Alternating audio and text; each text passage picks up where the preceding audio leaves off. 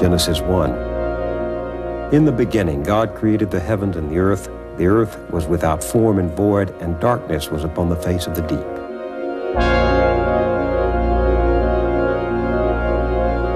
This is the song of the world from a legend of the Pima Indians. In the beginning, there was only darkness everywhere, darkness and water. And the darkness gathered thick in places, crowding together and then separating, crowding and separating.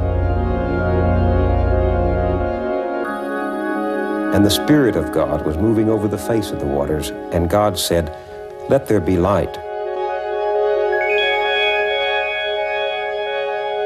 And this is from the Hindu Upanishads.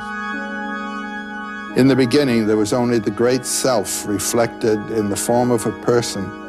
Reflecting, it found nothing but itself. Then its first word was, "This am I."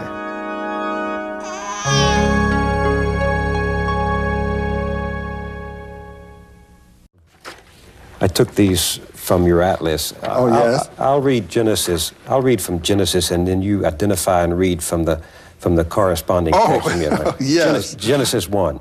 So God created man in his own image. In the image of God he created him. Male and female he created them. Then God blessed them, and God said to them, "Be fruitful and multiply." Now this is from a legend of the Basari people of West Africa. Unumbote made a human being. Its name was man. Unumbote next made an antelope, named antelope. Unumbote made a snake, named snake. And Unumbote said to them, "The earth has not yet been pounded. You must pound the ground smooth where you are sitting." Unumbote gave them seeds of all kinds and said, "Go plant these." And Genesis 1. And God saw everything that he had made, and behold, it was very good. And from the Upanishad, then he realized, "I indeed am this creation, for I have poured it forth from myself." In that way, he became this creation. And verily, he who knows this becomes in this creation a creator.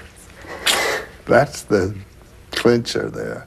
When you know this, then you've identified with the creative principle yourself, which is the God power in the world, which means in you. It's beautiful. People who told these stories and believed them and acted on them, asking far more simple questions, who made the world? How was the world made? Why was the world made? Aren't these the questions that these creation stories are trying to address? No. It's through that answer that they see that the Creator is present in the whole world. Do you see what I mean? Mm-hmm. This story that we've just read, I see that I am this creation, says the God. When you see that God says he is the creation and then you are a creature, well, the God is within you and the man you're talking to also. And so there's that realization, two aspects of the one divinity. Accord again, harmony again. Wonderful thing. Yeah. Let me ask you some questions about these common features in these stories, the significance of the forbidden fruit. Well, there's this standard folk tale motif called the one forbidden thing. Remember in Bluebeard, don't open that closet, and then one always does it. And in the Old Testament story, God gives the one forbidden thing, and he knows very well, now I'm interpreting God, he knows very well that man's going to eat the forbidden fruit. But it's by doing that man becomes the initiator of his own life. Life really begins with that. I also find in some of these early stories the human tendency to find someone to blame. Let me read Genesis 1, and then I'll ask you to read one from the Basara legend. Right. Genesis 1, and God said, "Have you eaten from the tree which I commanded you that you should not eat?" Then the man said, "The woman whom you gave to be with me, she gave me of the tree, and I ate." And the Lord God said to the woman, "What is this you've done?" And the woman said, "The serpent deceived me, and I ate." I mean, you talk about buck passing, it starts very early. That's right. And then there's the Basara legend. It's been tough on serpents, too. One day, Snake said, "We too should eat these fruits. Why must we go hungry?" Antelope said, "But we don't know anything about this fruit." Then man and his wife took some of the fruit and ate it.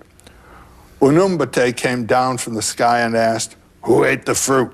They answered, "We did." Unumbate asked, "Who told you that you could eat that fruit?" They replied, "Snake did." It's the same Poor story. snake.